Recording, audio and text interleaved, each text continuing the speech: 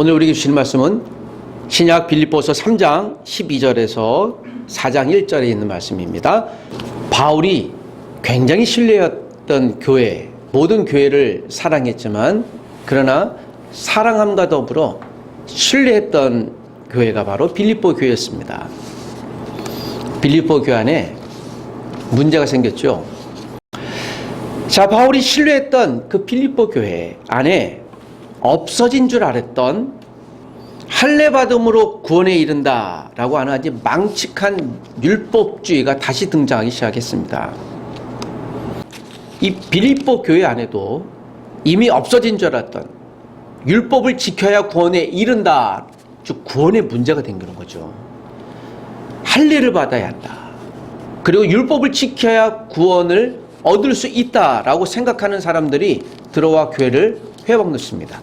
이게 왜 문제일까요? 우리가 율법을 지킴으로 구원을 얻는다고 하면 지금도 우리가 동물 제사를 드려야 되겠죠. 그리고 구약을 그대로 지켜야 돼요. 안식일을 지켜야 됩니다. 여러분, 우리가 오늘 안식일을 지키고 있습니까? 주일을 지키고 있습니까? 구약에서는 안식일을 지키라고 얘기했죠. 우리는 안식일을 지키는 자들이 아닙니다. 안식일의 주인이신 그 예수님이 이 땅에 오시고 십자가에 죽고 부활하신 부활의 날을 기억해서 안식이 진짜 주일이 오셨잖아요. 그래서 주의 날로 안식일의 개념을 승화해서 주일을 지키는 것이죠. 빌립보 교회 안에 이런 문제가 생겼으니 바울이 본인이 고민스러운 상황이 있음에도 펜을 다시 들었죠. 안 되겠다. 내가 그 사랑했던, 그리고 지금도 나를, 바울이 감옥에 있을 때 옥바라지를 위해서 에바브로 디도까지 보냈던 그 교회에게 이건 구원에 관한 문제가 될 수 있으니 펜을 들었던 것입니다. 율법주의에 맞서 우리 구원에 관한 우리의 성도의 이름을 회파하는 이런 선명하지 못한 율법주의에 맞서서 바울은 예수 그리스도의 마음으로 그들이 어떻게 다시 회복할 수 있을까에 대한 말씀을 하고 있습니다. 그것은 예수님을 바르게 하는 지식으로 여러분의 생각을 다시 점검하라는 것이죠. 예수님을 아는 지식이 다시 필요했습니다. 몰라서 그랬던 것이 아니에요. 융성했던 로마 헬라 철학과 율법주의에 왜곡된 가짜 지식에 맞서서 빌립보 성도들이 내가 정말 성도로서 다시 정체성을 찾기 위해서는 예수님이 누구인지 알 필요성이 있었습니다. 단순하지만 명쾌하고 길게 얘기하지 않을지라도 선명한, 그래 맞아 내가 다시 이것을 붙잡아야지 라고 하는 하나님의 말씀을 오늘 바울은 빌립보 교회 성도들에게 보내줍니다. 십자가 복음으로 세상을 설득하기 위해 다시 세워져야 할 성도라는 이름을 갖고 있는 그리스도인들, 그들의 정체성을 살펴볼 필요성이 있었습니다. 성도의 이름을 가진 빌립보 교회 성도들은 누구입니까? 그 첫 번째 메시지는 성도는 선명한 표대를 향해 달려가는 사람들이라는 사실입니다. 오늘 우리가 읽었던 3장 12절부터 16절에 있는 말씀을 같이 읽는데, 빌립보서는 4장으로 되어 있습니다. 1장은 바울이 감옥에 갇혀 있는 상황을 설명하고 있습니다.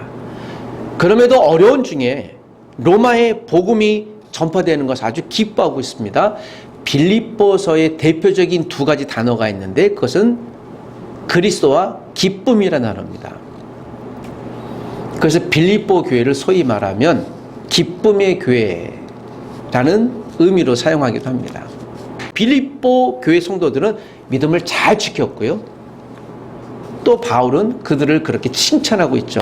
여러분 정말 믿음을 잘 지키고 있는 것을 내가 보고 감사합니다. 빌립보서 2장은 빌립보 교회 성도들에게 이런 권면을 합니다. 문제가 발생했습니다. 다툼이 있었습니다. 그리고 예수 그리스도의 종의 마음을 품고 서로 겸손으로 섬기라고 얘기합니다. 교회 안에 다툼이 생겼어요. 바울이 사랑했고 신뢰했던 교회라고 그랬잖아요.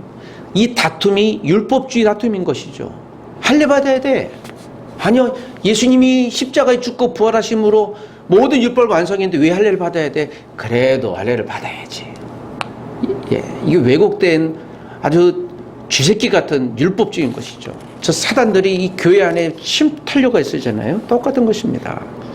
그래서 디모데를 빌립보 교회에게 보내고 에바브로디도가 바울이 옥바라지 중에 병이 들었는데 다시 기적적으로 낫고, 그래서 빌립보 교회 성도들에게 이 두 사람을 보내서 위로하고 다시 권면하려고 하는 말씀이었습니다. 오늘 빌립보서 3장은 이제 본격적으로 바울이 하고 싶은 말을 풀어내는 것입니다. 여러분, 율법주의에 빠져 있다는 것을 내가 들었는데 여러분 다시 성도의 정체성을 회복하십시오. 그리고 빌립보서 4장은 모든 환경에서 믿음으로 살아가는 비결에 대해서 빌립보 교회 성도들이 다시 살아가라고 얘기합니다. 우리가 그 유명한 빌립보서 4장 13절 어떤 말씀입니까? 내게 능력 주시는 자 안에서 내가 모든 것을 할 수 있다라고 하는 결론적인 말씀인 것이죠. 우리가 비록 고난에 있고 어려움이 있겠지만 여러분, 내게 능력 주시는 자 예수 그리스도 안에 있을 때에 나는 모든 것을 할 수 있다. 그것은 내가 무한한 모든 것을 할 수 있는 마술사 같은 그런 사람이라는 게 아니에요. 고난이 함께 있어도 이 고난과 더불어서 하나님이 주신 소명을 충분히 감당할 수 있습니다, 여러분. 이라고 권면하는 것입니다. 다시 오늘 12절에 보니까 바울이 스스로 이렇게 얘기를 해요. 내가 이미 얻었다함도 아니요 온전히 이루었다함도 아니요 오직 내가 그리스도 예수께 잡힌 바 된 것을 잡으려고 달려가노라. 지금 바울은 예수께 붙잡힌 바 된 하나님의 사람이라고 스스로 얘기를 해요.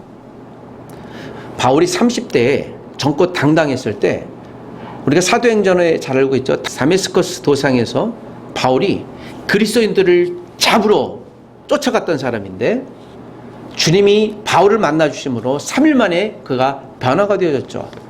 그래서 오늘 그리스도인들을 죽이기 위해 쫓는 자에서 주님을 증거하며 오히려 쫓기는 자의 삶을, 그러나 기꺼이 복음을 위해 사는 사람이 되었던 것입니다. 바울이 자신의 지금 신앙 고백하고 있는 거죠.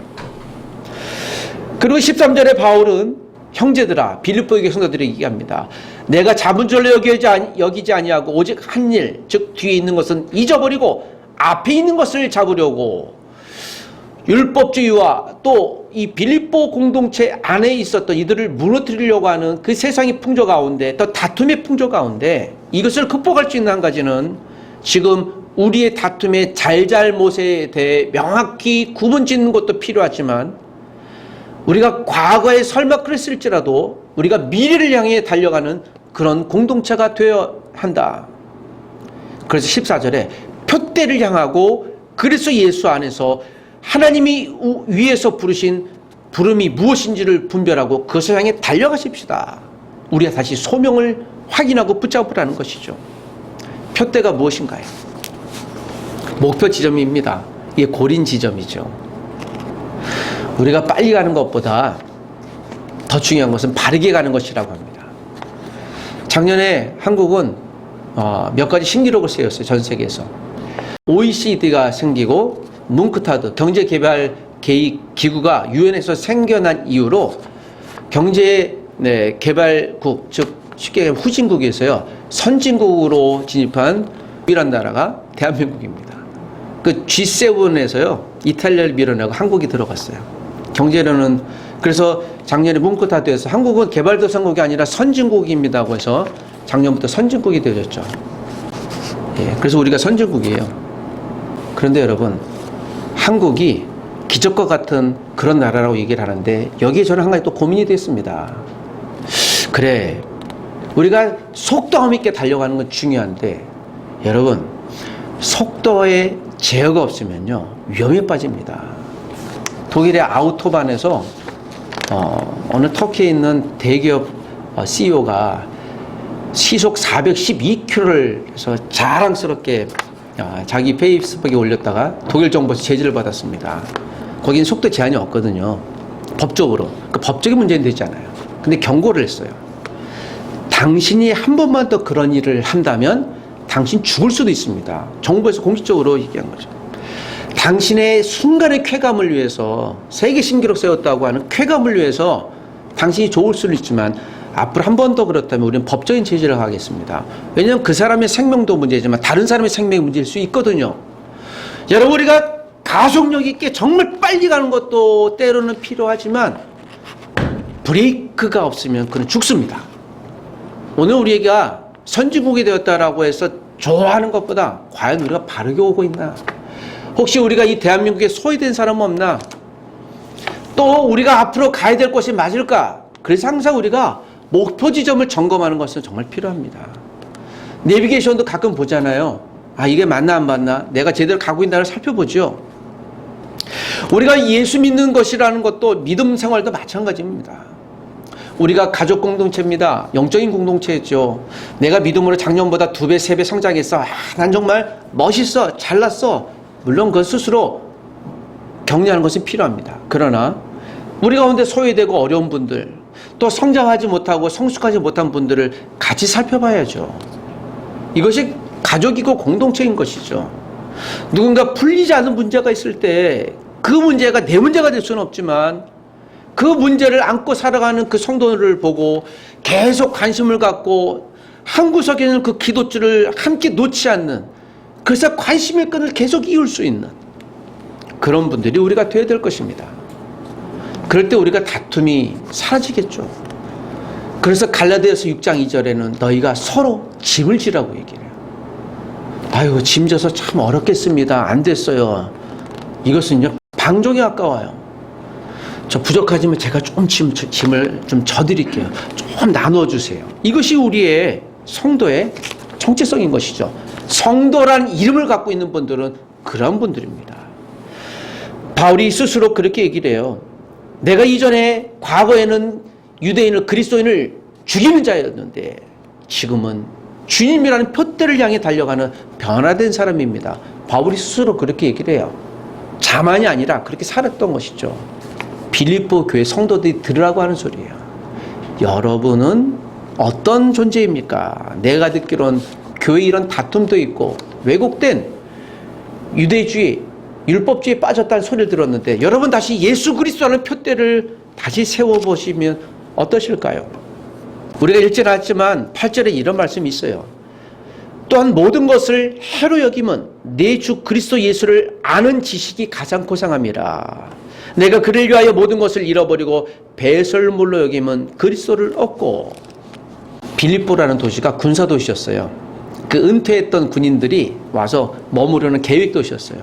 그러니까 로마와는 다르게 여러 은퇴해서 왔던 군사, 또 크고 작은 문제를 일으켜서 좀 징계를 받으면 나름 귀양 가는 도시가 빌립보였거든요. 그리고 이분들이 약간 마음에 실패했다라는 그런 마음이 있습니다. 그래서 내 인생은 어떻게 될까? 앞으로 내가 다시 로마로 복귀할 수 있을까? 그런 분들이 많았어요. 내 인생은 앞으로 어떻게 되지? 그래서 빌립보라는 도시에서 횡행했던 것이 무엇일까요? 예, 그래서 여기 점집이 많았어요. 그러니까 점의 도시의 빌립보가. 그래서 사도행전 16장에 바울이 빌립보에 갔는데 바울을 괴롭혔던 점치는 여정이 나와요. 이게 문화였어요. 여기 기름동은 전 세계 점집이 가장 많은 도시로 소문나 있죠. 굉장히 많아요. 마치 그것처럼 신비하게도요. 여러분, 귀신 들린 여종이 점을 쳤다. 이것은 뭐예요? 그 점이 맞아요, 안 맞아요? 맞았단 소리예요. 귀신 들렸다는 거 뭐예요? 사단이 이 한 여종에게 사람들이 미래를 볼 수 있는 능력을 준 거예요. 그런데 바울이 안수하고 기도했더니 귀신이 나갔어요. 그때부터 여종이 점이 안 나와요. 여기서 굉장히 중요한 메시지인 것이죠. 여러분, 사단도 점칠 수 있어요. 미래를 볼 수 있어요. 심지어는 병도 고칩니다. 이게 빌립보의 그 귀신들의 여종이라는 존재입니다. 그래서 여러분, 우리가 사단이 뭐 미래를 알 수 있어요. 충분히 알 수 있어요. 우리보단 뛰어나게 존재이기 때문에. 그러나 우리가 단순히 눈앞에 있는 어떤 점괘나 미래 진로를 위해서 사단에게 무릎을 꿇는 순간에 우리는 악당이 쫄게 되는 거예요. 우린 그 사단과 비교할 수 없는 예수 그리스도가 있습니다. 그래서 이 귀신이 쫓겨났잖아요. 빌립보 지금 도시를 설명하기 위해 말씀드리는 겁니다. 내가 다시 로마로 복귀할 수 있을까? 그러니까 사람들이 그 숙명론적인 관념론, 나는 어쩔 수 없어. 그런데 어떡하지 하고 돈을 주고 귀신에게 하는 거예요. 이게 빌립보에 비일비재했던 것이에요. 그런 도시에 바울이 등장하고 교회가 세워지고 이제는 점집에 가는 사람이 점을 안 가고 예수 그리스도가 내 표대 목표야. 선명한 게 있으니 필요 없는 것이죠.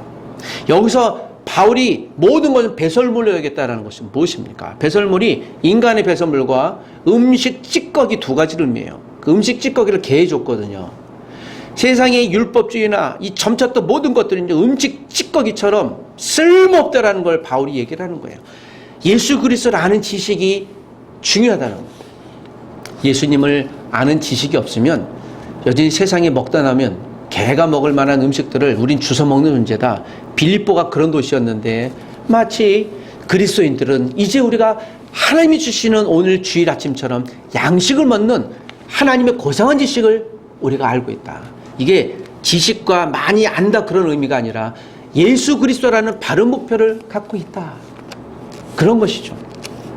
바울에게 담대하게 설명하고 있습니다.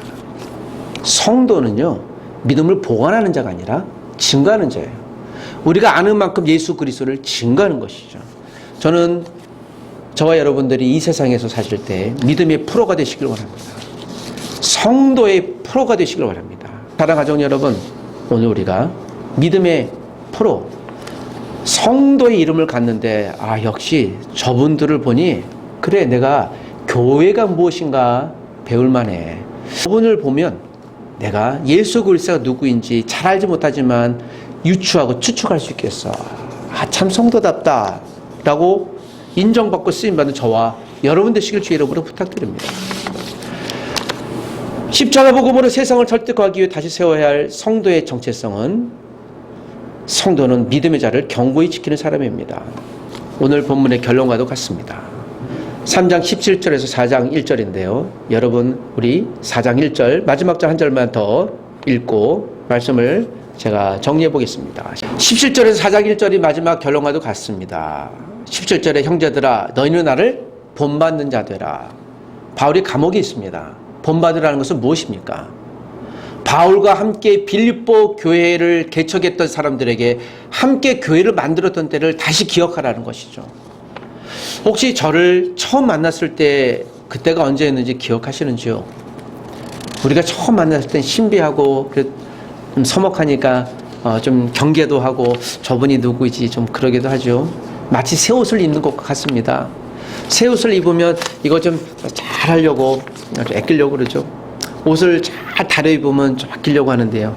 이거 한번 옷 입고 좀 꾸겨지면 이제는 뭉개기도 하고 이게 편해진 거, 익숙해졌다는 것이죠. 익숙해지는 건 굉장히 좋은 것이에요. 편한 것은 굉장히 좋은 것입니다. 그러나 여러분 편함이 계속되고 익숙함이 계속되면요 나태함이 돼요. 익숙함이 습관이 되면 잘못하면 나태함이 됩니다. 나태함부터 이제 위험함이 시작이 되어져요. 우리 가족들도 마찬가지죠. 가족들이 익숙해지고 편한 존재예요. 그러나 여기서 잘못하면 존중이 없어지면 험한 얘기도 하게 돼요. 무시하게 되고 명령하게 되고. 바로 오늘 다시 감옥에 있는 자기를 보면서 나를 본받으십시오. 빌립보 교회 성도 여러분, 다시 회복해 주십시오. 18절에 보니 눈물로 흘리면서 얘기한다고 얘기해요. 내가 눈물을 흘리면서 얘기하니. 그러므로 오늘 빌립보서 3장은요 바울이 애곡하고 애통을 쓰는 거예요. 조마조마하는 거예요. 빌립보 교회 성도들이 지금 이 얘기를 듣고 안 변하면 어떡하지? 율법주의로 돌아가면 어떡하지? 다시 또 점치는 사람이 되면 어떡하지? 그럼 안 되는데 눈물로 여러분 제발 나를 본받으시고 다시 주님께 돌아와 주십시오. 다시 여러분 성도답게 빌립보 교회 성도답게 사십시오. 20절에 보니까 우리의 시민권은 하늘에 있습니다. 하늘이 우리의 목표입니다. 예수님이 우리의 목표입니다. 그래서 4장 1절에 그래서 그러므로 여러분 서로 사랑하고 서로 기쁨이 되어주시고 서로 하나님의 면류관이 되어주십시오 라고 이야기를 합니다. 신호를 위반하는 차량을 경찰 공무원이 적발해서 범칙금을 내게 합니다. 그렇지만 신호를 잘 지키는 운전자를 경찰이 불러 상 주지 않아요. 율법은요 CCTV와 같아요. 잘못하는 사람을 끄집어내려고 하죠. 여러분 혹시 주일 오실 때 어떻게 오셨는지요? 혹시 저를 만나러 오셨는지요? 또 다른 성도님을 만나러 오셨는지요? 우리가 주님을 만나러 왔습니다. 주일날 예배 참석하는 것이 또 우리가 일상에서 돌아가 내가 그리스도인이라고 얘기하고 살아가는 것이 우리의 정체성입니다. 두려움이 아닌 것입니다. 실수할 수 있어요. 그렇지만 그 실수마저도 하나님이 소중하게 사용하실 줄 믿습니다. 오늘 빌립보 교회 성도들이 주신 말씀을 기억하며 이번 한 주를 그래 부족하지만 나는 참빛도암 교회 성도야. 난 그리스도인이야. 실수할 수 있지만 그러나 다시는 하지 않을 거야. 많은 사람들에게 부족하지만 내가 모델이 될 거야. 이런 믿음의 자존심을 갖고 또 자존감을 가지시고 한 주를 승리하시기를 부탁드립니다. 여러분은 하실 수 있습니다. 능력 주시는 자 예수 그리스도 안에서 사랑하는 가족들은 승리하실 줄 믿습니다. 같이 기도하겠습니다. 하나님 아버지, 오늘 바울을 통해 주셨던 주의 말씀을 우리가 기억하며 우리가 서로 사랑하는 일들, 서로의 기쁨이 되는 일들, 서로의 멸관이 될 수 있도록 주님 우리를 붙들어 주시옵소서. 우리에게 회복함과 성장과 성숙이 필요할 때 빌립보서를 묵상하게 도와주시고, 행여나 주님 우리가 왜곡된 율법주의나 또 운명에 맡기려고 하는 하나님 숙명주의에 빠지지 않도록 인도해 주옵소서. 우리 안에서 역사하시는 하나님, 우리의 매 순간순간을 주장하시는 여호와 하나님이 나를 이끌고 나를 붙들고 살아계심을 우리가 기억하고 우리의 시민권이 그 하늘에 있음을 알게 도와주시고 우리의 인생의 벽도가 예수 그리스도께 있음을 알게 도와주시옵소서. 하나님이 나의 계획이 아니라 주시는 말씀이 내 인생의 계획이 되게 도와주옵소서. 우리 성도의 정체성을 회복할 수 있는 한 주, 한 달, 올 한 해가 되게 도와주시옵소서. 믿음의 자리를 견고히 지키는 성도가 되게 도와주옵소서. 십자가를 더욱 붙들고 견고하지만 부드러움으로 이 세상에 하나님의 복음을 내 삶으로 성도라는 이름 자체만으로도 설득할 수 있는 하나님의 가족이 되게 도와주시옵소서. 주여, 우리를, 나를 사용하여 주시옵소서. 예수님의 이름으로 기도합니다. 아멘.